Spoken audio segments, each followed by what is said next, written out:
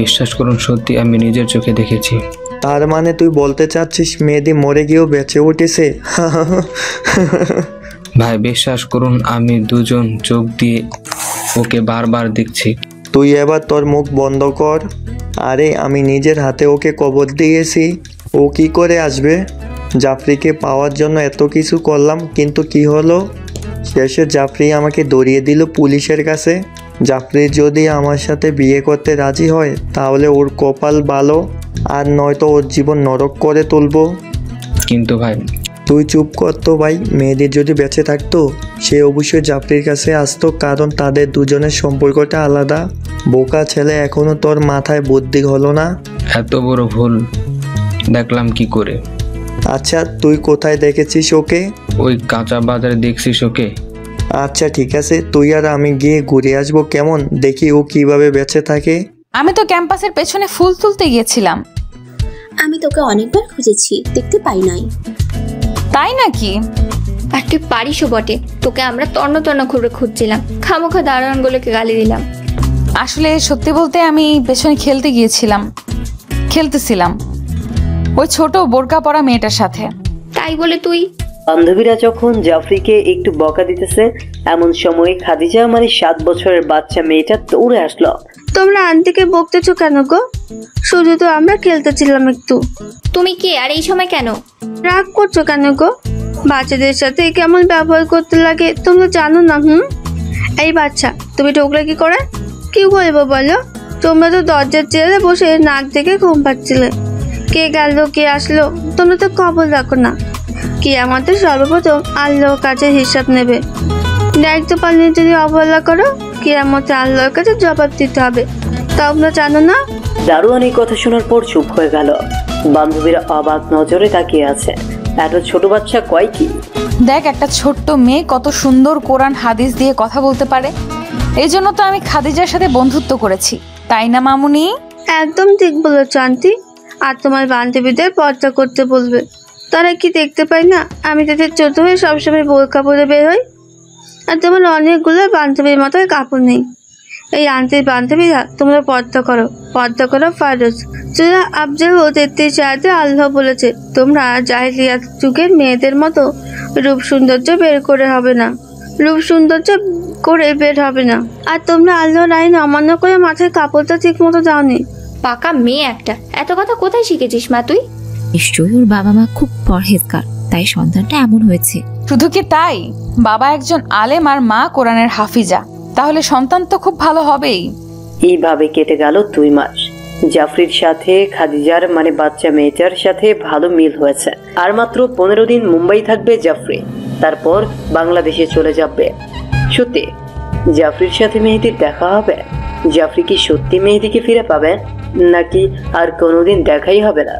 নাকি মেহেদি সত্যি সত্যি দুনিয়ার জমিন ছেড়ে চলে যাচ্ছে? জাফরির কি হবে? জাফরির ভবিষ্যৎ? চলুন পাঠক বন্ধুরা আমরা একটু দেখে আসে জাফরির শেষ পরিণতি কি হয়। জাফরি খুব ভালো একজন ডাক্তার এবং মেধাবী, বসে বসে রোগী চেক আপ করছে। চল, যাবি না? তোরা এগো, আমি এই চাচির চেক আপটা সেরে নেই। আচ্ছা ঠিক আছে, তাড়াতাড়ি আয়, বেশি দেরি করিস না কেমন? আচ্ছা। নাসরিন আর তার বান্ধবীরা চলে গেল, শুধু জাফরি একাই বসে রইল। কাজ শেষ করে জাফরি ক্যাম্পাসের দিকে রওনা দিল। লিফটে উঠে জাফরি নিচে নামতেছে। লিফটের দরজা খোলার সাথে সাথে একজন কালো কাপড় পরা লোক, মুখ ঢাকা দেওয়া, সাথে সাথে জাফরির বোরকার নেকআপ টান দিয়ে খুলে মুখে রুমাল লাগিয়ে দিল। তারপর জাফরির আর কোনো হুঁশ নাই। এই নাসরিন জাফরিকে একটা ফোন দে তো, তাড়াতাড়ি আসতে। আমার ফোনে টাকা নেই, তুই দে। তুই ডাক্তার নাকি ডেলিভারি? তোর ফোনে টাকা নেই মানে? আরে দে ভাই, তাড়াতাড়ি ফোন। রেহানা জাফরির ফোনে কল দিল, কিন্তু ফোন বেজেই চলছে, ফোন ধরছে না। এই মেয়েটা যা করে না, ফোন ধরছে না এখনো। দেখ তো নাসরিন, কতবার ফোন দিচ্ছি জাফরিকে, ফোনই ধরছে না। ফোন দিতে থাক। জাফরিকে ফোন দেওয়া হচ্ছে, কিন্তু জাফরি ফোন ধরছে না। নাসরিন বুঝল। নাসরিন আর রেহানা লিফটের কাছে যাওয়া মাত্রই রেহানা তাকিয়ে দেখছে জাফরির ফোনটা লিফটের কাছে পড়ে আছে। কি ব্যাপার, জাফরির ফোন এখানে পড়ে আছে কেন? জাফরিকে তন্ন তন্ন করে খোঁজা হলো, কিন্তু জাফরি কোথাও নেই। সবাই টেনশনে পড়ে গেল, এই মেয়েটা হঠাৎ কোথায় যেন হারিয়ে গেল। রাত 12টা বাজতে চলল, কেউ কোনো খাওয়া দাওয়া করে নাই। সবাই চুপ করে বসে আছে। করে বসে থাকলে হবে নাকি কিছু একটা করতে হবে? কি করবি? থানায় ইনফরমেশন দিতে হবে তো। এমনি মেয়েটার খোঁজ পাওয়া যাচ্ছে না। হঠাৎ নাসরিনের পার্সোনাল ফোনে একটা অচেনা নাম্বার থেকে ফোন আসলো। আম্মু, আব্বু কোথায়? এখনো আসছে না কেন? সেটাই তো, রাত 12টা বাজতে চললো, এখনো তোর বাবা আসলো না কেন? বাবা তো এত রাত করে না আম্মু, তাহলে বাবা কোথায় গেল? সেটা তো আমিও ভাবছি, তোর বাবা তো এত রাত করে না। খুব টেনশন হচ্ছে মা। হঠাৎ দরজায় কে যেন নক করলো। খাদিজা দৌড়ে গিয়ে দরজা খুলে দিল। দরজা খুলে দেখে আব্বু দাঁড়িয়ে। খাদিজা বলল, এই তো মা, একটা সমস্যার কারণে দেরি হলো। তোমার পাঞ্জাবিতে তো রক্ত লেগে গেছে কেন? কি করেছো তুমি? খাদিজার বাবা মাথা নিচু করে আছে, কোনো কথা বলছে না, মনটা অনেক ভার করে আছে। কি গো, চুপ করে আছো কেন? কি হয়েছে বলো? আর বলিও না, আজ একটা মেয়েকে দুজন ছেলে তুলে নিয়ে যাচ্ছিল। আমি তখন আসতেছিলাম দেখে মনে হলো মুসলিম পরিবারের মেয়ে, আর ছেলে দুটা মেয়েটার সর্বনাশ করতে চেয়েছিল, বাট আমার কারণে পারেনি। যদি সময় মতো না আসতো তাহলে কি হতো ভাবতে পারছো? নাসরিন ফোনটা রিসিভ করেই শুনতে পেল জাফরির কণ্ঠ। নাসরিন উত্তেজিত সুরে বলল, তুই কই? আমি হাসপাতালে। দাঁড়া, আমি যাচ্ছি। নাসরিন, রেহানা সহ 11 জন চলে গেল হাসপাতালে। নাসরিন হাসপাতালে গিয়ে তাকিয়ে দেখছে জাফরি বেডে শুয়ে আছে, মাথায় একটু আঘাত। নাসরিন উত্তেজিত সুরে বলল, জাফরি ভালো করে কথা বলতে পারছে না। ম্যাডাম, ওনাকে একটা হুজুর রেখে গেল। কি নাম? তার বাড়ি কই? তা জানি না, কিন্তু হুজুরটা খুব বকাবকি করতেছিল আর বলল নিজেকে রক্ষা করতে পারে না, তো একা একা রাস্তায় বের হয় কেন। এই বকা দিয়ে হাসপাতালে শিফট করে চলে গেল। আচ্ছা জাফরি, তোর কি হয়েছিল বলতো? আমি যখন লিফট থেকে নামলাম তখন দুইজন লোক মুখ বাঁধা ছিল তাদের। তারা আমাকে বেহুশ করে তারপর জানি না কি হয়েছে। দুজন ছেলে তোকে বেহুশ করলো, আবার একজন হুজুর তোকে সম্মানের সহিত হাসপাতালে ভর্তি করে দিল। এর মানেটা কি? তা তো জানি না। তুই দেখেছিস ওই হুজুরটাকে? না, দেখতে পাই নাই, আমি তো তখন অচেতন ছিলাম। ছেলে দুটোকে দেখেছিলি?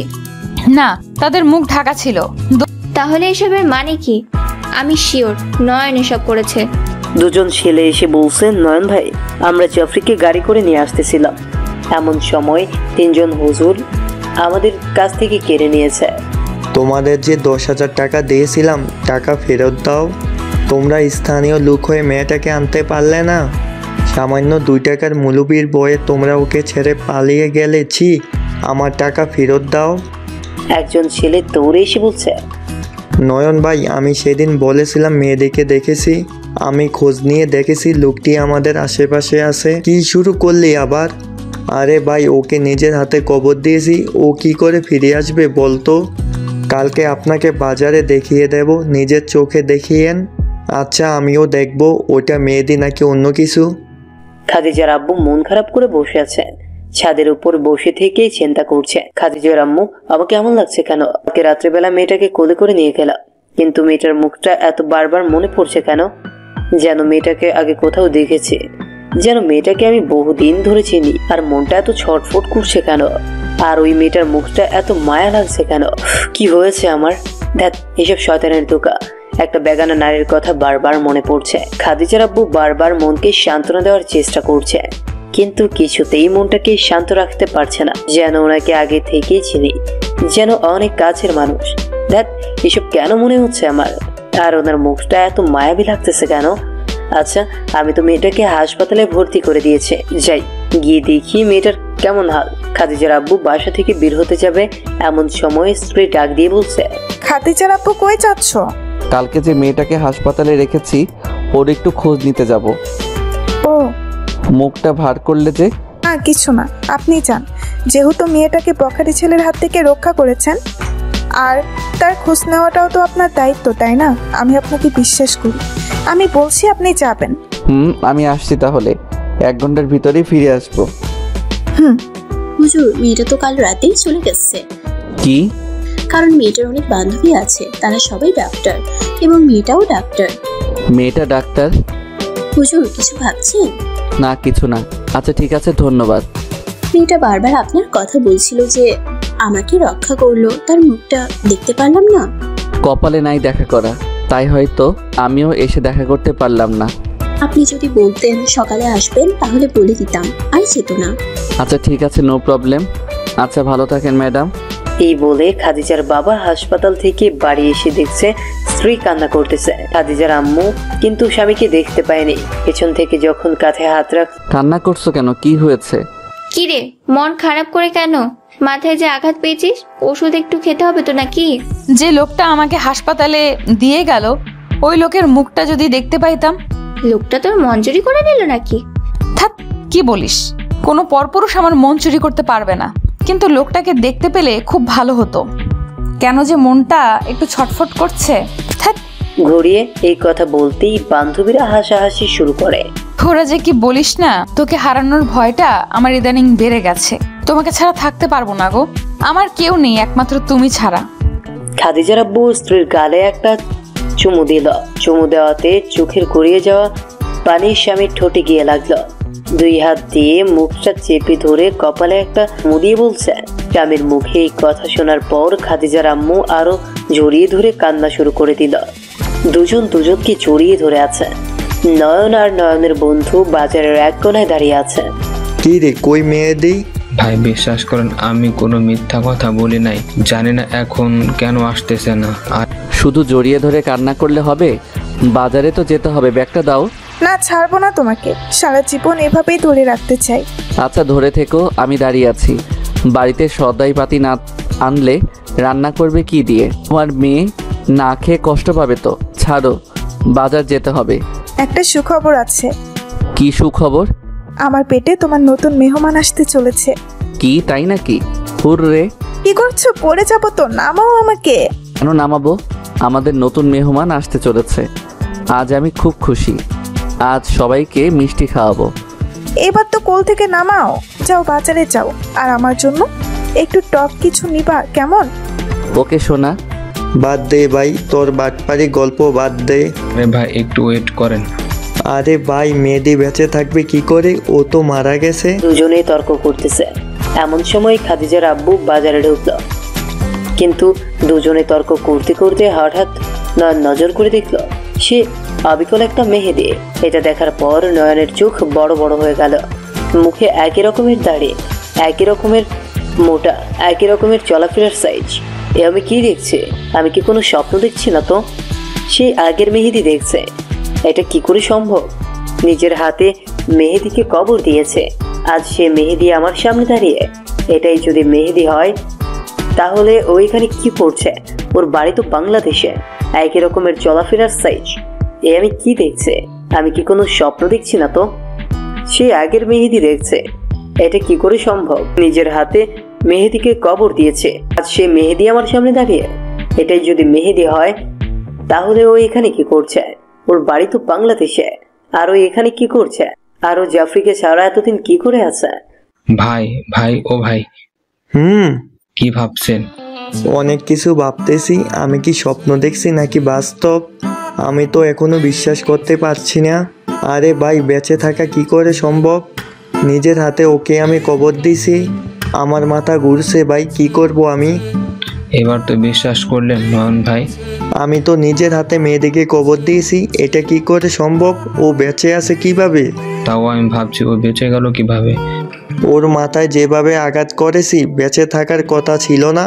ওকে বাঁচিয়ে রাখা যাবে না। নয়ন ভাই একটা জিনিস চিন্তা করেন। কি চিন্তা করব?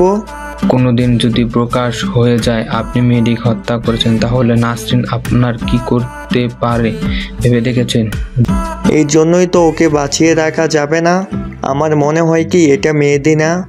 যদি হতো, আজকে 7 বছর হয়ে যাচ্ছে, তারপরও তো একবারও আসলো না জাফরির কাছে। যদি ওটা মেহেদি হয়। আচ্ছা চল তো গিয়ে দেখি ও কোথায় যায়। আন্টি, তোমার কপালে কি হয়েছে? মা, একটু আঘাত পেয়েছি। আচ্ছা আন্টি, তুমি আর কতদিন থাকবে এখানে? এই তো আর 12 দিন থাকবো। 12 দিন পর বাংলাদেশে চলে যাব। তুমি সত্যি চলে যাবে? তুমি তো আমার বন্ধু। তুমি যদি চলে যাও তাহলে কাকে নিয়ে গল্প করবো বলো? কি করবো মা বলতো? কি করবো মা বলতো? তোকে ছাড়া আমাকেও ভালো লাগবে না, কিন্তু যেতে হবে তো, তাই না? আমি যেদিন তোমার মতো বড় হব সেদিন আমি যাব বাংলাদেশে তোমার সাথে দেখা করতে। আন্টি, আমি তোমাকে আজ আমাদের বাসায় নিয়ে যাব। যাবে আমার সাথে? কিন্তু চলো আমার সাথে। নয়নার ছেলেটা খাদিজার আব্বুর পিছন ফলো করতেছে। দেখি ছেলেটা কোথায় যায়। খাদিজার আব্বু বাজারের ব্যাগ নিয়ে হাঁটতেছে, কোরআন তেলাওয়াত করতেছে আর হাঁটতেছে, আর নয়ন পিছু পিছু হাঁটছে। হঠাৎ খাদিজার আব্বু দাঁড়িয়ে গেল। দাঁড়িয়ে গিয়ে পেছন ঘুরে তাকালো, কে যেন ফলো করছে। কই, কাউকে তো দেখছি না। আবার হাঁটতে শুরু করলো। নয়ন পুনরায় পেছন থেকে হাঁটা শুরু করলো। হঠাৎ নয়ন তাকিয়ে দেখছে, ওকে আর দেখা যাচ্ছে না। কি ব্যাপার, কোথায় হারিয়ে গেল মেহেদি? তাই তো ভাই, কোথায় হারিয়ে গেল? বল, আবার আগামীকাল লক্ষ্য করে দেখবো। ওখানে একটু বৃষ্টি হয়েছে, রাস্তাঘাট কাদা হয়ে গেছে, পাহাড়িয়া রাস্তা। হঠাৎ নয়ন পা স্লিপ করে গর্তে পড়ে গেল। ছেলেটা নয়ন ভাই বলে চিৎকার মারল, হাঁটু গেড়ে বসে গেল। ওই গর্তে পড়ে যাওয়া মানে মৃত্যু নিশ্চিত। ছেলেটা ভয়ে ভয়ে এক পা দুপা করে এগিয়ে গেল গর্তের কাছে। গিয়ে তাকিয়ে দেখছে নয়ন একটা গাছের ডাল জড়িয়ে ধরে বসে আছে। নয়ন ভাই মরেননি? আরে শালা, তাড়াতাড়ি একটা দড়ি নিয়ে আয়, লোকজনদের ডেকে আন, নয়তো ডাল ভেঙে পড়ে যাব। আমি বারবার করে নজর করে দেখছি আপনারা দুজন আমাকে ফলো করছেন নাকি চুরি করার মতলব? বাবা ভাই, তোতলামি বাদ দেন, ফলো করছিলেন কেন বলুন? কি রে, তাড়াতাড়ি আমাকে উঠা, নয়তো ডাল ভেঙে পড়ে যাব। খাদিজার আব্বু নিচে তাকিয়ে দেখে মাথার পাগড়ি খুলে ঝুলিয়ে দিল। নয়ন সেটা ধরে বেয়ে উঠল। আহ, বাঁচা গেল, নয়তো আমি আজই শেষ হয়ে যেতাম। নয়ন ভয়ে ভয়ে দাঁড়িয়ে আছে, কারণ মেহেদি আমাকে দেখে ফেলেছে, হয়তো আমাকে চিনতে পেরেছে। এই ভাই, আপনি আমাকে ফলো করছিলেন কেন? সরি ভাই, এই মেহেদি কি আমাকে চিনতে পারেনি? চুরি করার মতলব লাগে আপনার? সরি ভাই, ভুল হয়ে গেছে। এই চুরির পেশা বাদ দিন, রোজগার করে খান, বুঝলেন? খবরদার কারো এইভাবে পিছু নিবেন না। আরে শালা, এই তো মেহেদি না? তাই তো দেখছি ভাই। ও যদি মেহেদি হতো তাহলে আমাকে ঠিকই চিনতে পারতো। আল্লাহর কি লীলা খেলা, ঠিকই মেহেদির মতোই হুবহুব দেখতে। এমন এক অবাক করা দৃশ্য দেখলাম রে ভাই। আমার কোনো চিন্তা নাই, জাফরি শুধু আমার। কোথায় নিয়ে যাচ্ছ? আমাদের বাসায়। কিন্তু মামুনি, আমার কাজ আছে। কোনো কাজ না, যেতে হবে। কি বলে খাদিজা হাত ধরে জাফরিকে নিয়ে গেল। খাদিজা দরজার সামনে দাঁড়িয়ে আছে। ওয়াও, আমাদের এত বড় বাড়ি। আন্টি, আম্মু দরজা খুলে তাড়াতাড়ি। যার আম্মু দরজা খুলে দিল। দরজা খুলে দিয়ে জাফরির মুখের দিকে নজর করে আছে। জাফরির বোরখা পরা আছে, তবু কেন যেন অবাক নজরে তাকিয়ে আছে খাদিজার আম্মু। খাদিজা তার আম্মুর হাত ধরে বলছে, মা, আমার নতুন ফ্রেন্ড, আমার নতুন আন্টি।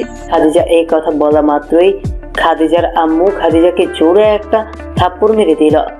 আমাকে না হয় আপনার মেয়ে ভুল করে টেনেই এনেছে, তাই বলে কি এইভাবে চড় মারবেন মেয়েকে?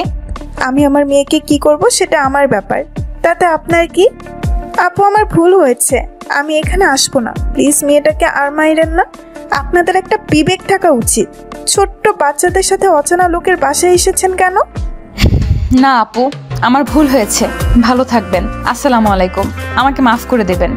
খাদিজাকে এমন জোরে চড় মেরেছে, 5টা দাগ বসে গেছে খাদিজার গালে। জাফরি মনে কষ্ট নিয়ে চলে যাচ্ছে, আর অপরদিকে খাদিজার আব্বু আসতেছে। জাফরি চিন্তা করছে, মেয়েটার ব্যবহার কথাবার্তা খুব সুন্দর, কিন্তু খাদিজার মা আমার সাথে এমন ব্যবহার করলো কেন? আর অন্যদিকে খাদিজার আব্বু বাজার থেকে আসতেছে, এমন ভাবে আসতেছে যেন দুজনের দেখা হয়ে যাবে। কিন্তু না, জাফরি অন্য রাস্তায় ঢুকে গেল, আর খাদিজার আব্বু নিজের বাড়ি চলে গেল। অল্প একটুর জন্য দেখা হলো না। খাদিজার আব্বু বাড়ির কলিং বেল বাজালো। সাথে সাথে খাদিজার আব্বু বাড়ির কলিং বেল বাজালো। সাথে সাথে খাদিজার আম্মু দরজা খুলে দিল। আসসালামু আলাইকুম। ওয়ালাইকুম আসসালাম। তুমি কি রাস্তায় কাউকে দেখতে পেলে? কই না তো, শুধু একটা মেয়েকে পিছন থেকে দেখলাম, মনে হলো ক্যাম্পাসের দিকে যাচ্ছে। আর তোমাকে এত চিন্তিত দেখাচ্ছে কেন? না, কিছু হয়নি, ঘরে এসো। কি রে, কই গেছিলি? তোকে আমরা খুঁজছি, আর এমনিতে শত্রু বেশি, আর তুই একা একা বের হয়ে গেছিস কেন? খাদিজা কোনো কথার উত্তর না দিয়ে নিজের ঘরে চলে গেল। নিজের ঘরে গিয়ে মন খারাপ করে বসে আছে। নাসরিন একটু পিছে পিছে গেল। কি হয়েছে তোর? কথা উত্তর দিচ্ছিস না যে? প্লিজ আমাকে একটু একা থাকতে দে তো। আচ্ছা সরি, ডিস্টার্ব করে ফেললাম তোকে। আর টেবিলে খাবার রাখা আছে, খেয়ে নিস, তারপর ওষুধটাও খেয়ে নিস। নাসরিন ঘর থেকে বের হয়ে যেতে চাচ্ছে, এমন সময় জাফরি নাসরিনের হাতটা ধরে বলল। নাসরিনকে বসিয়ে দিয়ে নিজের মাথাটা নাসরিনের কাঁধে রেখে বলছে, বল। আমি খুব খারাপ, তাই না? হঠাৎ এমন ভাবে কথা বলছিস? আগে বল না রে, আমি কি খুব খারাপ? আরে না, তুই আমার লক্ষ্মী বেস্ট ফ্রেন্ড। জানিস আজকে ওই বাচ্চা মেয়েটার বাড়ি গিয়েছিলাম, কিন্তু মেয়েটার মা খুব খারাপ ব্যবহার করলো আমার সাথে। আমার মনে হয় আমি ওখানে যাওয়াতে ওই আপুর কোনো অসুবিধা হয়েছে। আর খাদিজা খুব ভালো একটা মেয়ে, তার মা অমন ব্যবহার করেছে সেটা মেনে নিতে পারছি না। তুই যেখানেই যাস সেখানেই বাচ্চাদের ভাব লাগাস। কি করব বল দোস্ত, বাচ্চাদের খুব ভালো লাগে আমাকে। যদি আমার হুজুরটা কাছে থাকতো তাহলে এতদিনে খাদিজার মতো একটা কিউট বেবি হতো, তাই না? আবার নতুন করে শুরু কর দোস্ত, তাহলে স্বামী পাবি, আল্লাহ তোর ঘরে কিউট বেবিও দেবে। মেহেদি ভাইয়ের আশা ছেড়ে দে, আমার মনে হয় উনি যদি বেঁচে। না প্লিজ এমন করে বলিস না, উনি এখনো বেঁচে আছে আমার অন্তরে। আর আমি আমার হুজুরকে ছাড়া কাউকে এই জায়গা দিতে পারবো না রে। এইভাবে আর কতদিন? আল্লাহ তোর সহায় হোক, এই দোয়াই করি রে দোস্ত। খাদিজার আব্বু ঘরে ঢুকে দেখছে খাদিজা কান্না করছে। নজর করে দেখছে খাদিজার গাল লাল হয়ে আছে। খাদিজার আব্বু বলল, কি হয়েছে মা, তুমি কান্না করছো কেন? আর গালে এইভাবে লাল হয়েছে কেন? এই কথা বলতেই খাদিজার আব্বু গলা জড়িয়ে ধরে বলছে, আম্মু খুব পচা, আম্মুর ভিতরে আল্লাহর রহমত নেই, তার ভেতরটা পাথরের মতো শক্ত। আম্মু আজ আল্লাহর রহমতের সাথে দুর্ব্যবহার করেছে। খুব খুব আম্মু খুব পচা। আম্মু খুব বাজে। জানো আব্বু, আজ ওই আন্টিকে বাড়িতে নিয়ে এসেছিলাম, কিন্তু আম্মু ওনার সাথে দুর্ব্যবহার করেছে। মেহমানদের তাড়িয়ে দেওয়া মানে আল্লাহর রহমত তাড়িয়ে দেওয়া। খাদিজা এসব কি বলছে? কি আবার হবে? আর মেয়েটাকে মেরেছো তাই না? মারবো না তো কি করব? অচেনা একটা মেয়েকে বাড়ি নিয়ে এসেছো। খাদিজা তো প্রায় অনেক মেয়েদের বাড়ি নিয়ে আসে, তখন তো তুমি রাগ হও না, কিন্তু আজ মেহমানকে এইভাবে তাড়িয়ে দিলে কেন? তুমি তো এমন ছিলে না। আর খাদিজাকে তো কোনোদিন এইভাবে মারো নাই। কি হয়েছে তোমার বলো তো? তুমি আমাকে বকা দাও, আমাকে মারো, যা ইচ্ছা করো, কিন্তু প্লিজ আমাকে রেখে চলে যেও না। তোমাকে ছাড়া আমি থাকতে পারবো না। তোমার হয়েছে কি বলো তো, এমন করছো কেন? না কিছু না। স্ত্রী সাথে সাথে স্বামীর পা ধরে জড়িয়ে ধরে বলছে, তোমাকে ছাড়া থাকতে পারবো না গো, তোমাকে ছাড়া থাকতে পারবো না। খাদিজার আব্বু স্ত্রীর মুখটা ধরে ঠোঁটে একটা চুমু দিয়ে বলছে, কি হয়েছে গো তোমার? আমি তো কথা দিয়েছি তোমাকে ছেড়ে কোথাও যাব না, প্রমিস, আই লাভ ইউ। খুব ভালোবাসি আপনাকে। কিভাবে 8 দিন পেরিয়ে গেল। দোস্ত খাদিজাকে এই সপ্তাহ ধরে দেখি নাই, খুব কষ্ট লাগতেছে রে। মেয়েটা এতই বাজে যে তোর সাথে একটু কথা বলে, সেই জন্য বাচ্চা মেয়েটাকে মনে হয় বের হতে দেয় না। খাদিজা খুব ভালো বাচ্চা, কিন্তু ওর মা আমার সাথে এমন ব্যবহার করলো কেন বুঝে আসছে না। আর তো কয়েকটা দিন থাকবো, যদি খাদিজাকে একটু দেখতে পেতাম খুব ভালো হতো। মেয়েটার প্রতি অনেক মায়া জমে গেছে দোস্ত। কি আর করবি, ওদের বাচ্চা কি তোকে কি আর দেবে? না দোস্ত মন কিছু না, কিন্তু ব্যাপারটা বুঝলাম না। দুজন কথা বলতে দরজায় কে যেন টোকা মারলো। এত রাতে আবার কি? দাঁড়া আমি দেখছি। জাফরি দরজা খুলে তাকিয়ে দেখছে একটা মেয়ে বোরখা পরিহিত অবস্থায়, হাত মোজা পা মোজা পরা। আসসালামু আলাইকুম। ওয়ালাইকুম আসসালাম। কে আপনি? তুমি আমাকে হয়তো চিনতে পারোনি। আসুন ভেতরে আসুন আপু। আমি সেদিন তোমার সাথে দুর্ব্যবহার করেছি আপু, তুমি আমাকে মাফ করে দাও। ও তুমি খাদিজার মা? হ্যাঁ আপু, সেদিন তোমার সাথে খারাপ ব্যবহার করেছি, আমাকে মাফ করে দিও। আসলে সেদিন থেকে রাত্রিবেলা ঘুম হয়নি, তোমার সাথে দুর্ব্যবহার করেছি বলে মনে কষ্ট দিয়েছি, আমাকে মাফ করে দাও আপু। ছি ছি আপু, এসব আপনি কি বলছেন? এভাবে লজ্জা দিবেন না প্লিজ। খাদিজার মা, আসলে তখন আমার মাথা ঠিক ছিল না আপু, প্লিজ আমাকে মাফ করে দিও। প্লিজ আপু করে বলবেন না, লজ্জা দিয়েন না। খাদিজার আব্বু ঘুমোচ্ছে, এমন সময় হঠাৎ ঘুমটা ভেঙে গেল। তাকিয়ে দেখছে খাদিজার আম্মু ঘরের ভেতরে নাই। কি ব্যাপার, কোথায় গেল এই খাদিজার আম্মু? তুমি কোথায়? কিন্তু কোনো আওয়াজ নাই। কোথায় গেল খাদিজার আম্মু? ওয়াশরুমে গিয়েও দেখছে খাদিজার আম্মু নাই। অবাক কাণ্ড, এত রাতে কোথায় গেল? তারপর তাকিয়ে দেখছে খাদিজার আম্মু দরজায় ঠুকঠুক করে ঢুকছে। কি, কোথায় গিয়েছিলা তুমি? একটা কাজ ছিল। কি কাজ এত রাতে? তোমাকে নিয়ে খুব ভয় হয় গো। কিসের ভয়? তোমাকে হারানোর ভয়। আমি তোমাকে কথা দিয়েছি কোথাও যাব না, এত টেনশন করছো কেন? তুমি এই কয়েকদিন ধরে তোমাকে খুব চিন্তিত দেখছি। এত চিন্তা করলে তোমার পেটে যে মেহমান আছে তার তো কষ্ট হবে, তাই না? আর কয়েকটা দিন শুধু একটু টেনশন হবে আমার। জানি না তোমার কিসের এত টেনশন, যদি আমার কাছে একটু শেয়ার করতে খুব ভালো হতো। আরে না কিছু না, এমনি টেনশন হয় আর কি। এত রাতে কথা বাদ দাও। স্ত্রীর হাত ধরে বলছে, এই এত রাত হয়েছে, এখন ঘুমাও। এই যে তোমার মাথায় হাত বুলিয়ে দিচ্ছে। আমি নিজেই প্রমাণ পেয়েছি। কি প্রমাণ পেয়েছো? হুজুরেরা বউকে আদর করে বেশি, সেটা নিজের চোখে দেখছি। আমার স্বামী তো একজন হুজুর, আমাকে কি আপনি কম আদর করেন নাকি? খুব আদর করেন তো আমাকে, সত্যি হুজুররা বউকে খুব আদর করে। তাই নাকি? জাফরি আর 3 দিন থাকবে, তারপর সে বাংলাদেশে চলে যাবে।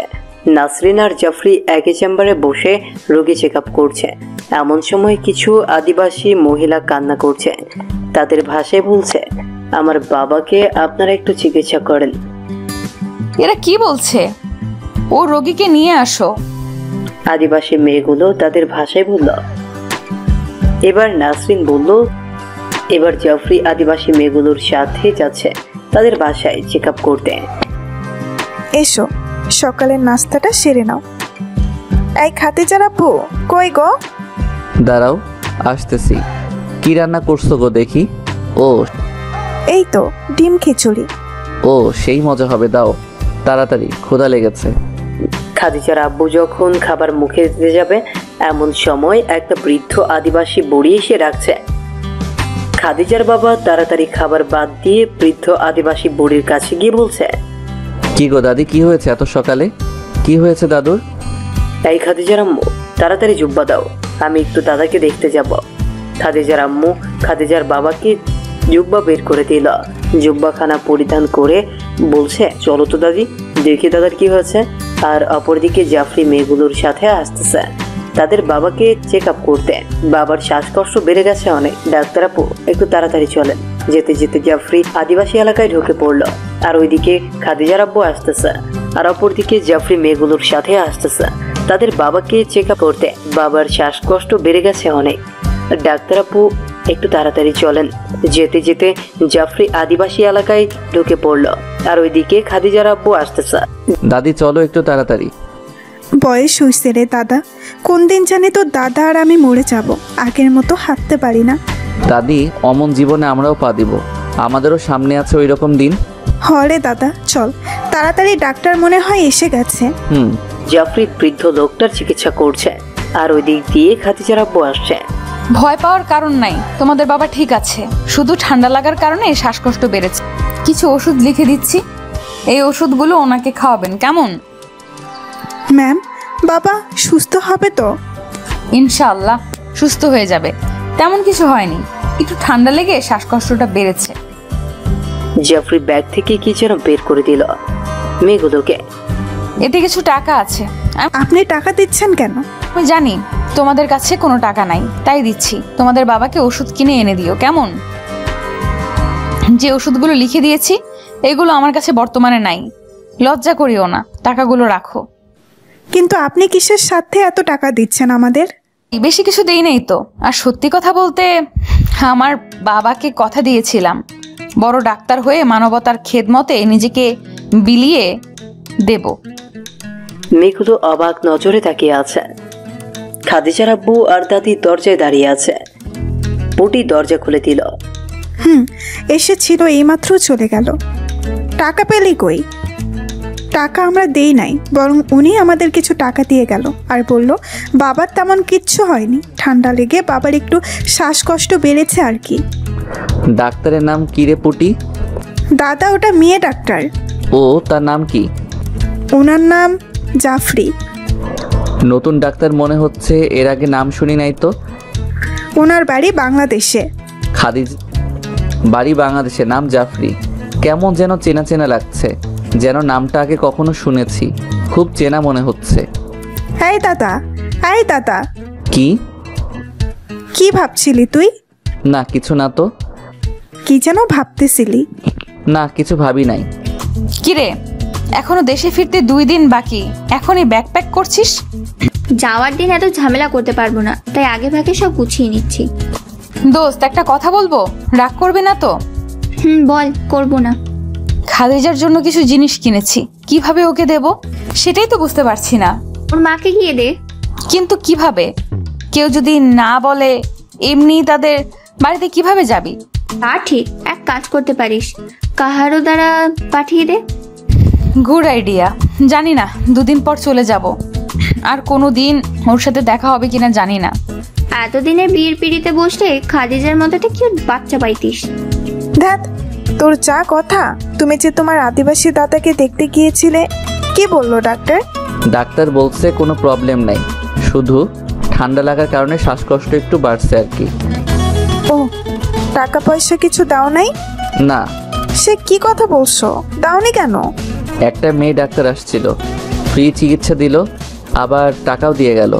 জনদরদি মেয়ে মনে হয়। কি নাম ওনার? ওনার নাম জাফরি। ও, মন ভার হয়ে গেল কেন? না কিছু না। জানো, আমার কেন জানি মনে হচ্ছে আমার কিছু মনে নাই। ছোটবেলা মানুষ কত খেলা খেলতো, কত কিছু করত, কিন্তু আমার মনে নেই কেন। থেকে থেকে মনে হয় আমার কি যেন হারিয়ে গেছে। বড্ড অসহায় লাগে গো।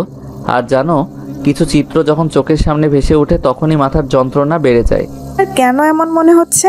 জানি না, তবু মনে হয় কি যেন আমার হারিয়ে গেছে। মাঝে মাঝে হুটহাট শব্দ মাথায় বেজে ওঠে। তোমাকে একদিন বলেছিলাম মাঝে মাঝে আমি স্বপ্ন দেখি, একটা মেয়ে আমাকে ডাকছে। কেন এমনটা হয় গো? আবার কাহারও কান্না শুনতে পাই, আর তখনই মাথার যন্ত্রণা বেড়ে যায়। আল্লাহ আমাকে কি কোনো পরীক্ষায় ফেলিয়েছে নাকি? তোমার কোনো সমস্যা নেই, তোমার ভীমরতি ধরেছে। রাগ করার কি হলো? কিছু হয় নাই। তাহলে হঠাৎ রাগ হলে তুমি?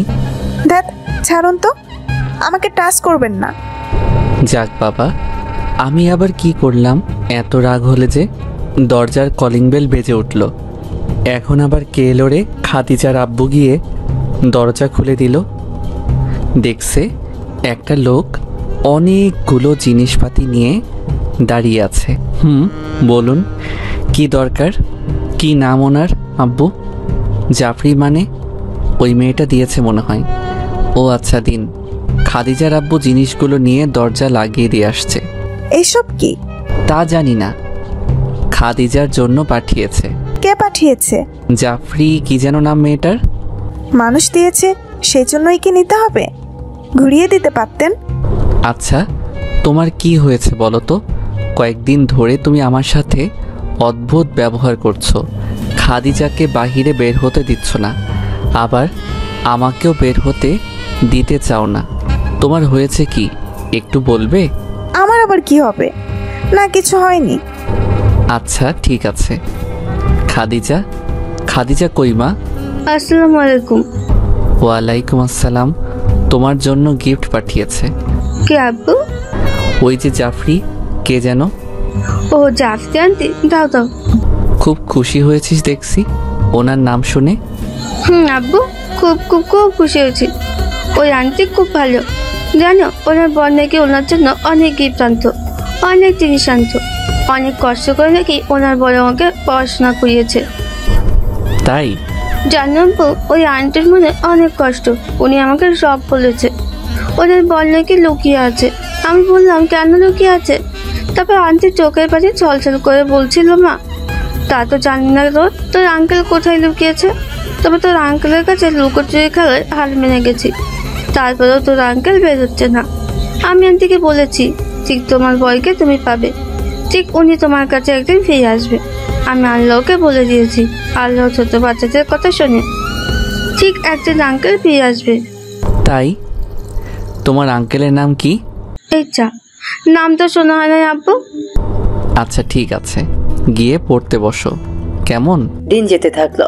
জাফরির সময় হয়েছে দেশে ফিরে যাওয়ার, আর মাত্র একদিন, মানে আগামীকাল জাফরি দেশে ফিরে যাবে। তাই সবাই ব্যাগ গুছিয়ে নিচ্ছে। কথা কিন্তু মন্দ বলিস নাই। কি রে জাফরি, কি বলি? মন্দ বলিসনি। বাবা মায়ের জন্য আমাকেও কিছু নিতে হবে। তাহলে দেরি কেন? চল যাই। তাড়াতাড়ি বোরকা আর হাত মোজা পরে। কিসের গরম পর্দা ফরজ বিধান? পর্দা আমার অহংকার। এই পর্দা ছাড়া কোথাও বের হতে পারি না। তোরা যদি বুঝতিস পর্দার ভেতরে কি শাস্তি, তাহলে ঠিকই পর্দা করতিস। আর তাছাড়া আল্লাহ তাআলা পর্দার ব্যাপারে কোরআন ও হাদিসে অনেক জোর দিয়েছেন। যেমন প্রথমত কোরআন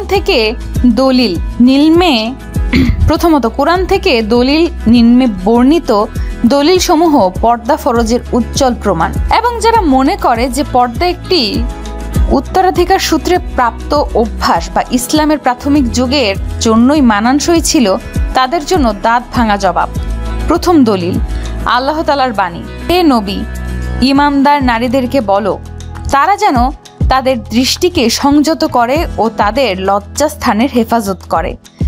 তারা যেন যা সাধারণত প্রকাশ থাকে তা ব্যতীত তাদের শোভা প্রদর্শন না করে। তাদের গলদেশ ও বক্ষদেশ যেন মাথার কাপড় দ্বারা আবৃত করে। তারা যেন তাদের স্বামী, পিতা, দাদা, নানা সহ শ্বশুর, দাদা শ্বশুর, নানা শ্বশুর সহ পুত্র ও নাতি, স্বামীর পুত্র নাতি সহ ভাই, সহোদর ও সৎ ভাই, ভাতিজা, ভাগ্নে, আপন মুসলিম নারীগণ, তাদের মালিকানাধীন দাস দাসী, এমন অধীনস্থ পুরুষ যাদের মধ্যে পৌরসত্ব বিলুপ্ত এবং নারীদের গোপনাঙ্গ সম্বন্ধে অজ্ঞ বালক ব্যতীত কারোর নিকট তাদের শোভা প্রকাশ না করে। তারা যেন সজোরে পদক্ষেপ না নেয় যাতে তাদের গোপন শোভা প্রকাশ পায়। হে মুমিনগণ, তোমরা সবাই আল্লাহর দিকে প্রত্যাবর্তন করো যাতে তোমরা সফলকাম হতে পারো। সূরা আন-নূর আয়াত 31। আয়েশা রাদিয়াল্লাহু তাআলা আনহু বলেন, আল্লাহ প্রথম পর্যায়ে হিজরতকারী মহিলাদের প্রতি অনুগ্রহ করুন। যখন আল্লাহ তাআলা অবতীর্ণ করেন, তাদের গলদেশ ও বক্ষদেশ যেন মাথার কাপড় দ্বারা আবৃত করে। সাথে সাথে তারা স্বীয় চাদর সমূহ চিরে টুকরো করে তা দ্বারা আবৃত করেন। সহিহ বুখারী। আমারও এখন পর্দা ছাড়া বাইরে যেতে কেমন লাগে। জাফরের সাথে মিশে মিশে আমিও পর্দা করা শিখে গেছি। আমাকে একটু বাজারে নিয়ে যাবা? কেন? বোরখা কেনা লাগবে, হাত মোজা, পা মোজা এসব কিনতে হবে, বুঝলেন? তুমি যাও, আমি পারবো না। আচ্ছা, মানুষ তো আপনি।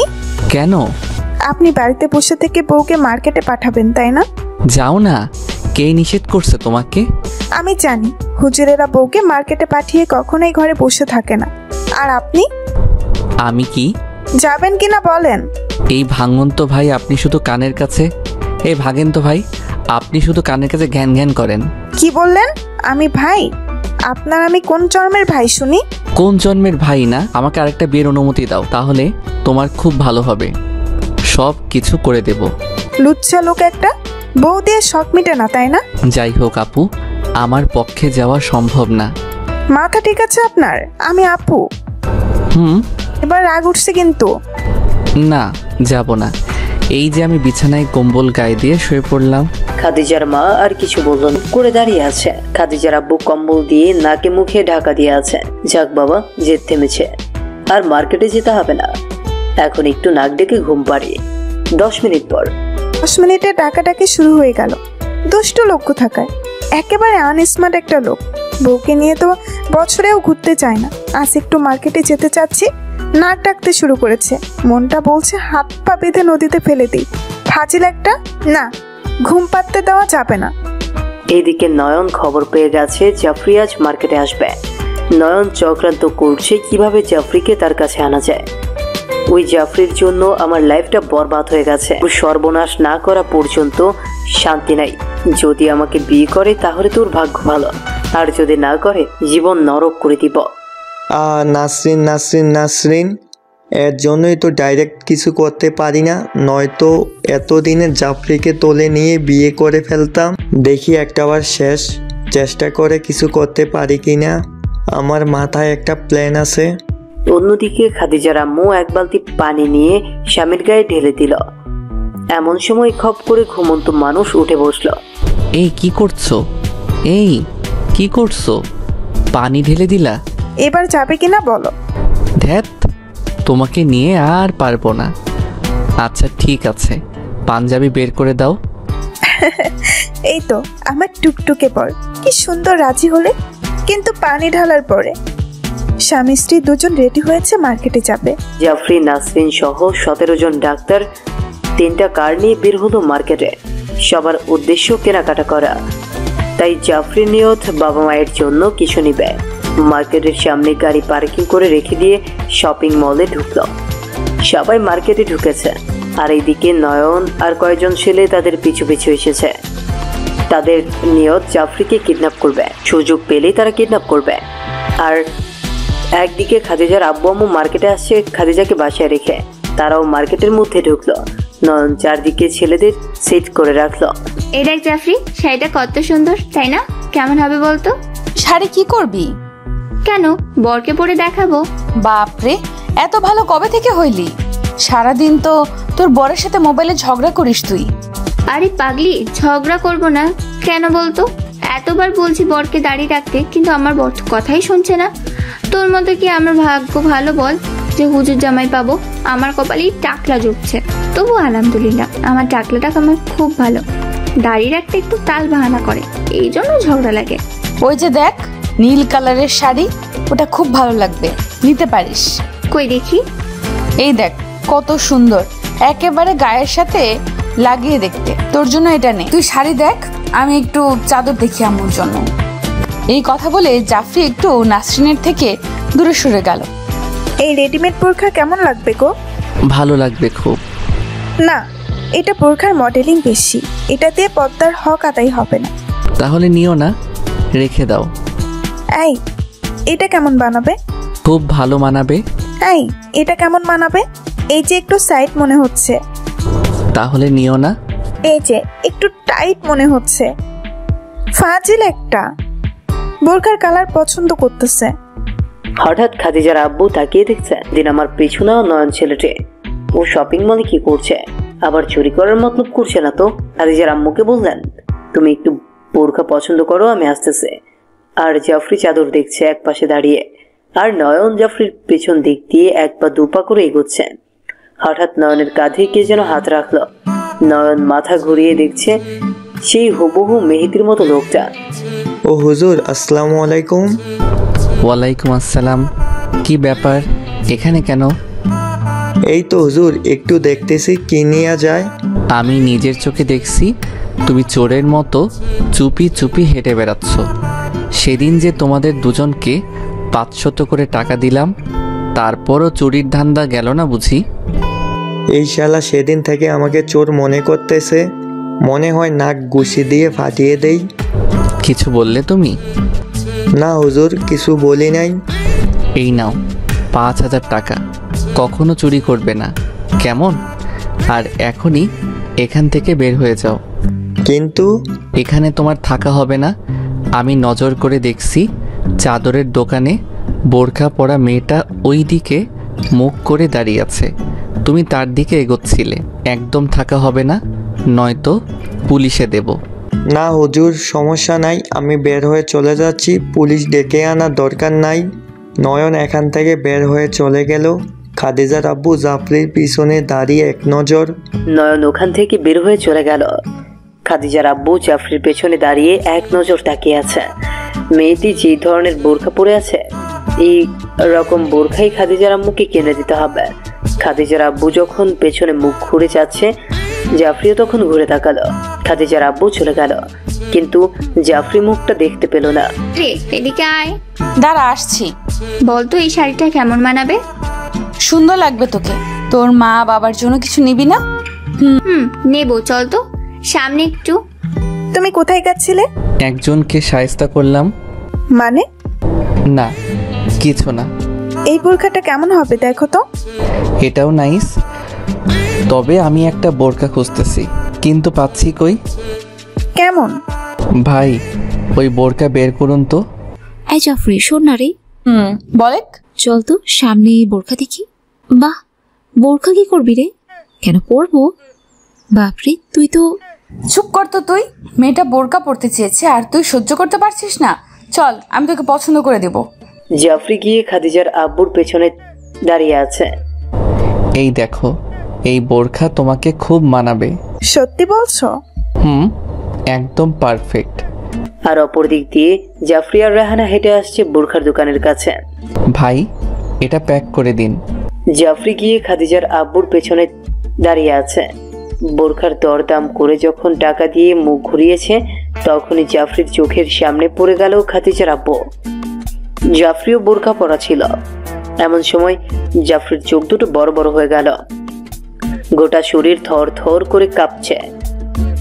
জাফরির ঠোঁট দুটো কাঁপছে, চোখ দিয়ে অশ্রু পড়া শুরু হয়ে গেল। ম্যাডাম, একটু সাইড দেন। কিন্তু জাফরির চোখ দিয়ে টপ টপ করে পানি পড়ছে। খাদিজার আব্বু যখন সাইড দিয়ে চলে যেতে ধরলো, এমন সময় জাফরি শরীরের সমস্ত শক্তি দিয়ে চিৎকার দিয়ে উঠল। জাফরির চিৎকারে গোটা শপিং মল থমকে গেল। খাদিজার আব্বু পেছন ঘুরে তাকালো জাফরির চিৎকার শুনে। এমন সময় জাফরি দৌড়ে গিয়ে খাদিজার আব্বুকে জড়িয়ে ধরল। চারপাশে মানুষ জড়ো হয়ে গেল। নাসরিন রেহানা দেখে চমকে গেল। এই সেই মেহেদি যে এতদিন ধরে জাফরি খুঁজতেছে। কারণ নাসরিন রেহানা মেহেদিকে চেনে। খাদিজার আব্বুকে জড়িয়ে ধরে বলছে। খাদিজার আব্বু কিছু বুঝতে পারছে না আসলে এইসব হচ্ছেটা কি। চারপাশের মানুষ দেখছে। ছি ছি, এই মেয়ে, আমার স্বামীকে ছাড়ুন। আপনি কে? এটা আমার হাজবেন্ড। ছাড়ুন তো আপনি। যত সব, আপনি শুধু খামাখা আমাদের ডিস্টার্ব করছেন কেন? ছাড়ুন আমার স্বামীকে। এই বলে জাফরিকে ধাক্কা দিয়ে সরিয়ে দিল। দেখতে পাচ্ছেন আমরা দুজন স্বামী স্ত্রী। আপনি আমার হাজবেন্ডকে জড়ায় ধরলেন এই এত মানুষের সামনে। ছি ছি ছি, পদ্মার কিছুই রাখলেন না। আরে মেহেদি ভাই, আপনি কই থেকে বের হলেন? আমার বান্ধবী আপনার জন্য পাগল। আর বাংলাদেশ থেকে এখানে কি করে? আপনার পাশে এই মেয়েটি কে? আরে আপনারা আমাদের ডিস্টার্ব করছেন কেন? আর আমার হাজবেন্ড মেহেদি বলছেন কেন? আমার হাজবেন্ডের নাম অমর ফারুক। মেহেদি ভাই, আপনি কি আমাদের চিনেন না? কতবার ভার্সিটিতে দেখা করতে এসেছেন জাফরের সাথে। আর জাফরি তো আপনার বিয়ে করা বউ। ধ্যাৎ, চলো তো তুমি এখান থেকে। চলো। হুজুর, আমাকে রেখে চলে যাবেন? আপনি কি এই 7 বছরের ব্যবধানে আমাকে ভুলে গেলেন? কি গো, আপনি চুপ করে আছেন কেন? আচ্ছা আপু, আপনি আমার হাজবেন্ডকে ডিস্টার্ব করছেন কেন? আপনার কি একটুও জ্ঞানবোধ নেই? কেন আপনি আমার হাজবেন্ডকে ডিস্টার্ব করছেন? না, আপনি মিথ্যা বলছেন। উনি আমার হুজুর। জাফরি গিয়ে খাদিজার আব্বুর 2 গালে হাত দিয়ে বলছে। কি গো হুজুর, আমাকে চিনতে পারছেন না? আমি আপনার জাফরি। প্লিজ একটা বার কথা বলুন। আজব মানুষ তো আপনি। আমার বরকে এভাবে ডিস্টার্ব করছেন কেন? হুজুর, চলুন তো এখান থেকে। চলো। খাদিজার আব্বু যখন চলে যেতে ধরলো তখন জাফরি খাদিজার আব্বুর হাত টেনে ধরে বলছে। হুজুর, আপনি আমার সাথে এমন করছেন কেন? আমি আপনার জাফরি। এই দেখুন, আমার মোবাইলে এখনো আপনার একটা ছবি আছে। এই দেখুন। তারপর আপনার রুমাল আর একটা পাঞ্জাবি সব সময় আমার কাছে থাকে। এই দেখুন সেই রুমাল। আপনি আমাকে কানের দুল পরিয়ে দিয়েছিলেন, সেই দুল এখনো আমার কানের মধ্যে আছে। নাসরিন জনগণের উদ্দেশ্যে বলল। মেহেদি ভাই, আমি নিজের চোখে বিশ্বাস করতে পারছি না আপনি এখনো বেঁচে আছেন। কিন্তু আপনি জাফরিকে কেন অস্বীকার করছেন? সে তো আপনার বিয়ে করা বউ। তুমি এদের কথা বিশ্বাস করিও না, এরা মিথ্যা বলছেন। মিথ্যা তো আপনি বলছেন। কি করেছেন আমার বরকে? আপু, আমার বর আমারই থাকবে। আপনি আমাদের স্বামী স্ত্রীর ভেতরে বাধা দিতে পারেন না। আমি নিজের মুখে হুজুরের কাছে শুনতে চাই। উনিই বলে দেবে আমাকে চিনতে পারে কিনা। সাথে সাথে জাফরি বোরকার নিকাবটা আস্তে করে খুলে দিল। খাদিজার আব্বু এক নজর জাফরিকে দেখে নিল। এবার বলুন প্লিজ হুজুর। মেহেদি ভাই, চুপ করে কেন? বলুন। তুমি ওদের কথায় কান দিও না, চলো এখান থেকে। আপনি চুপ করুন, আমি হুজুরের মুখে শুনবো। আমি আপনাকে চিনি না। এই কথা বলতেই জাফরি দাঁড়িয়ে থাকার শক্তি হারিয়ে ফেলল। ঠোঁট দুটো থরথর করে কাঁপছে। থপ করে মাটিতে বসে পড়ল। কান্না করা শুরু করে দিল। এই চলো এখান থেকে। আচ্ছা চলো। জাফরি এবার হামাগুড়ি দিয়ে খাদিজার আব্বুর পা জড়িয়ে বলছে। হুজুর প্লিজ, আপনি আমাকে আপনার পায়ের তলায় রাখেন, তবু আমাকে ফিরিয়ে দিয়েন না। আমি আপনাকে ছাড়া বাঁচবো না। আপনি আমার সব। আমি এতদিন আপনাকে পাগলের মতো খুঁজেছি। আপনি আমাকে মারেন, বকা দেন, যা ইচ্ছা করেন, প্লিজ আমাকে এভাবে ফিরিয়ে দিয়েন না। এইভাবে বলে নিজের মাথাটা খাদিজার আব্বুর পায়ের সাথে লাগিয়ে জড়িয়ে ধরে কান্না করছে। এই কথা বলতেই খাদিজার আব্বু এমন জোরে পা ঝটকা দিয়ে সরিয়ে নিল।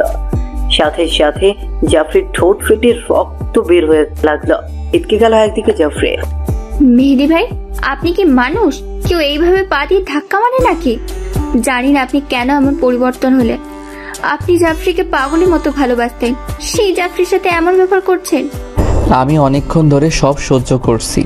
আপনার বান্ধবী মানে জাফরির নাম কয়েকবার শুনেছি, দেখি নাই, কিন্তু আজ দেখা মাত্রই আমাকে জড়িয়ে ধরছে।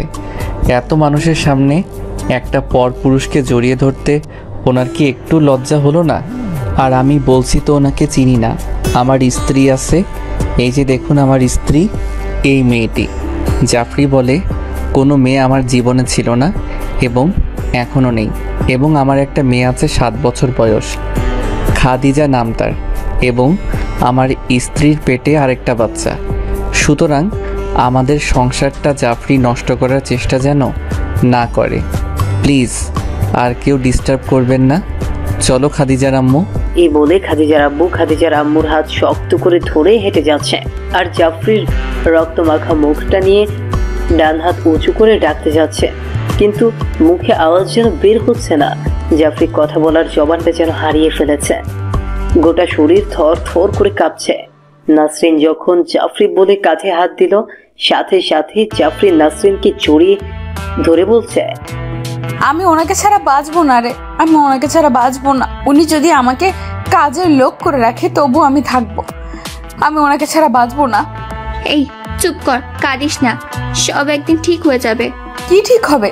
উনি আমাকে ছেড়ে চলে গেল। বিশ্বাস কর জাফরি, আমি নিজেই কল্পনা করতে পারিনি তুই মেহেদি ভাইকে এতটা ভালোবাসিস, কিন্তু মেহেদি ভাই তো তোকে পরিচয় দিচ্ছে না। আর মেহেদি ভাই কেনই এমনটা করছে? আর দ্বিতীয় কথা হলো, মেহেদি ভাই বাংলাদেশ ছেড়ে মুম্বাই কি করে আসলো? আমি যাব। ওনার কই যাবি? কাছে যাব, ওনাকে বুকে জড়িয়ে ধরতে ইচ্ছে করছে, প্রয়োজনে ওনার পা সারা জীবন ধরে থাকবো। তোর গায়ে কি মানুষের চামড়া নেই? ও নিজেই বললো তোকে চেনে না। না, আমি ওনার কাছে যাব উত্তেজিত সুরে। ঠাস, তুই আমাকে মারলি? তুই তো দেখলি বোন, ও নিজেই বলছে তোকে চেনে না, তাহলে তুই কেন ওর কাছে যেতে চাচ্ছিস? ও তাই তো, যে আমাকে চেনে না তার জন্য কেন আমি কান্না করব? না, আমি কান্না করব না, কিন্তু আমার চোখের যে বাত মানছে না। কাঁদিস না, সবকিছু একদিন ঠিক হয়ে যাবে। কি ব্যাপার, চুপ করে বসে আছো যে? ভাবছি কি? ওই মেয়েটার কথা।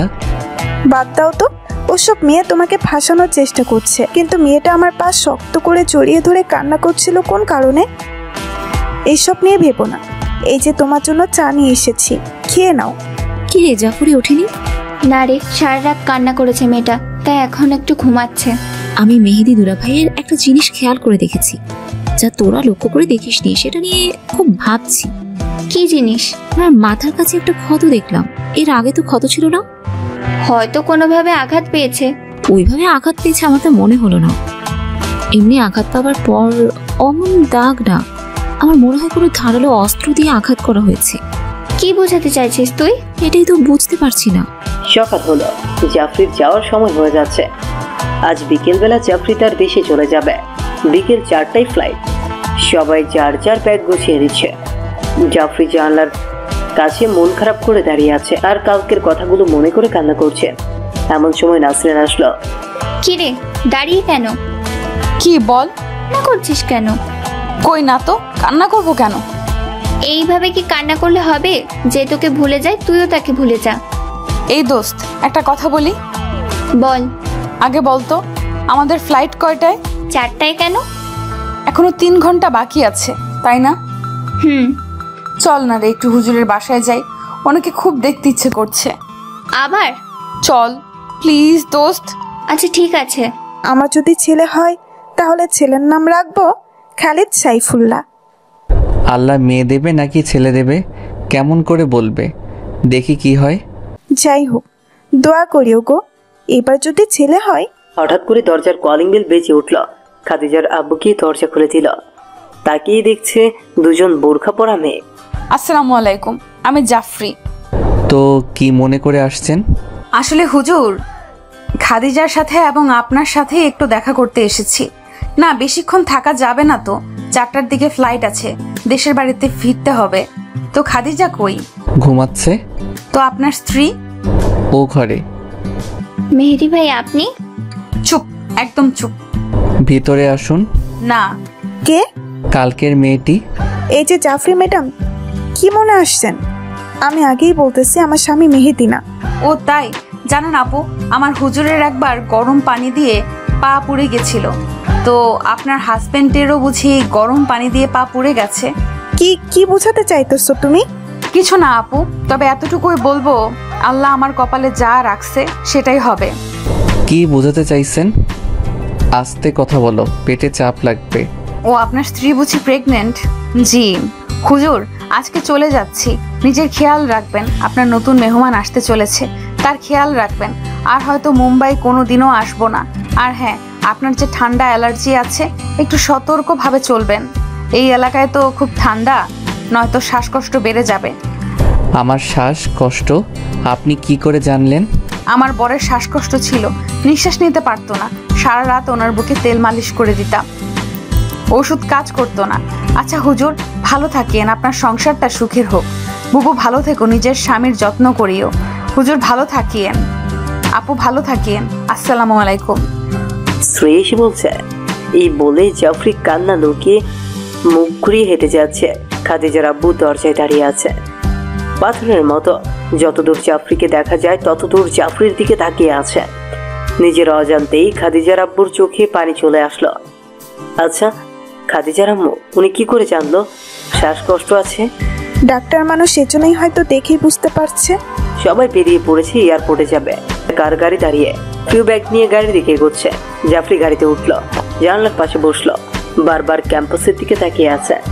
তারপর খাদিজার আব্বু যে রাস্তা দিয়ে চলাফেরা করে সেই রাস্তার দিকে আপলক দৃষ্টিতে তাকিয়ে আছে, যেন তার মনটা চাচ্ছে আরো একবার যদি আমার হুজুরটাকে দেখতে পেতাম। চলে গেল এয়ারপোর্টে সবাই। জাফরিও মন মরা হয়ে হাঁটতেছে। সিঁড়ি দিয়ে প্লেনে যখন জাফরি উঠতেছে বারবার শুধু পিছন ঘুরে তাকাচ্ছে, তাকিয়ে দেখছে চারদিকে। এই বুঝি হুজুর আমাকে পেছন দিক দিয়ে একবার ডাকবে জাফরি বলে, কিন্তু না, জাফরির চোখেও পানি ছলছল করছে। কেউ তাকে মায়াবী কণ্ঠে ডাকছে না।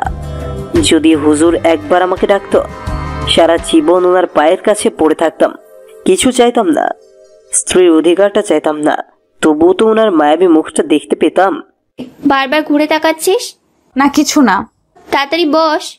জাফরি বাংলাদেশে পৌঁছে গেল, নিজের বাবা মায়ের কাছে গেল। আর এদিকে জাফরিকে বিয়ে দেওয়ার জন্য তার পরিবার পাত্র রেডি করেছে। না, আমি বিয়ে করব না, ইচ্ছে নেই।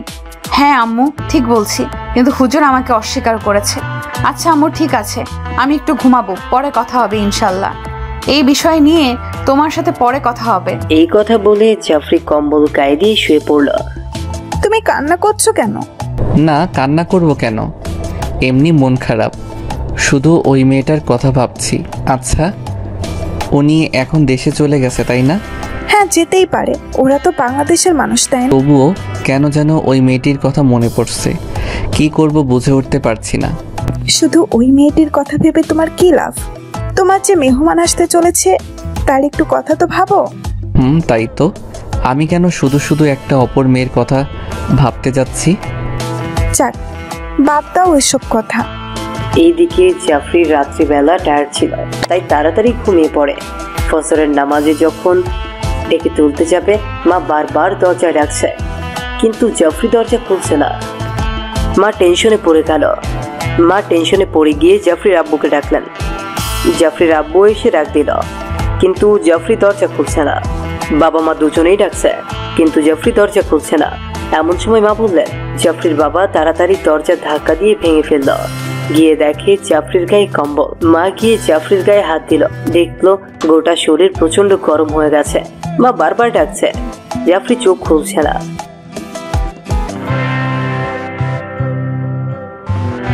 আন্টি দাঁড়ান, আমি দেখছি, চিন্তা করেন না। নাসরিন জাফরির গায়ে যখন হাত দিল, তাড়াতাড়ি নাসরিন ফোন দিল অ্যাম্বুলেন্স আনতে। আন্টি আমি ফোন দিচ্ছি, দাঁড়ান। আসছেন, তাড়াতাড়ি ফোন দিয়ে অ্যাম্বুলেন্স আনতে। জাফরিনের ওষুধ কোথায়? দাঁড়াও, বক্স আনছি। নাসরিনকে বক্স এনে দিল। নাসরিন বক্স খুলে একটা ইনজেকশন করলো জাফরির শরীরে। অ্যাম্বুলেন্স আসলো, জাফরিকে অ্যাম্বুলেন্স করে নিয়ে যাওয়া হলো হাসপাতালে। জাফরিও তো ডাক্তার। জাফরির অসুস্থতার খবর শুনে ডাক্তারের টিম হাজির হয়ে গেল। লিফট করা হলো জাফরিকে। ডাক্তার চেক আপ করছে, মুখে অক্সিজেন দেওয়া হলো।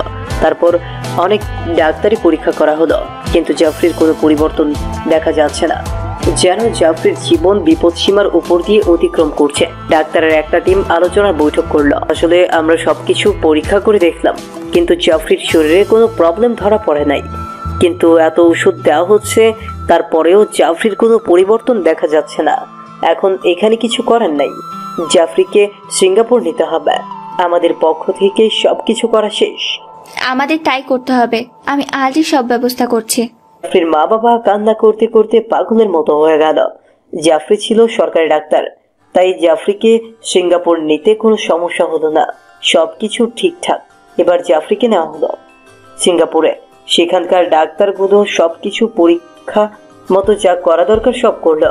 সেখানকার ডাক্তার রিপোর্ট দিল, আমাদের থেকে যা করার দরকার আমরা করেছি। এখন আর কিছু করার নাই। এখন একটাই উপায়, আল্লাহকে স্মরণ করে দোয়া করা। জানি না কি এমন হয়েছে যে অসুখ ধরা পড়ছে না, অথচ অসুস্থতা পিছু ছাড়ছে না। এইভাবে প্রায় 1 মাস চলে গেল। বাবা মা জায়নামাজে জাফরির জন্য সবসময় দোয়া করছে, হে আল্লাহ আমার মেয়েকে সুস্থ করে দাও। নাসরিন, রেহানা সব বান্ধবীরা কেন যেন আগের মতো হাসি ঠাট্টা করে না, তাদের মুখে কোনো আনন্দ নেই। কেন জাফরি সুস্থ হচ্ছে না? হে আল্লাহ, কি অপরাধ করেছে জাফরি যে এত কষ্ট পেতে হচ্ছে? নাসরিন আর জাফরির মা আইসিইউতে বসে আছে। আন্টি এখন কি করবেন? আন্টি একটা কথা বলি, আপনি জানেন কিনা জানি না, মেহেদি ভাই এখনো বেঁচে আছে। যারা হোক, সে তো আপনার বাড়ির জামাই, তাই না? আমার মন কেন যেন বলছে মেহেদি ভাইকে আনলে হয়তো জাফরি সুস্থ হবে। আন্টি আমি তা বলছি না, আপনারা বিষয়টি বিবেচনা করেন। তো বাংলাদেশে নাই, মুম্বাই আছে। জানি না আন্টি, সবকিছু রহস্যময়। আমাকে নিজেও মনে হচ্ছে জানি না আসলে মেহেদি ভাইয়ের হয়েছেটা কি। সে ওখানে কি করে গেল আর জাফরিকে কেন অস্বীকার করছে কিছুই বুঝতে পারছি না। যেন পুরোটা একটা সিনেমার মতো।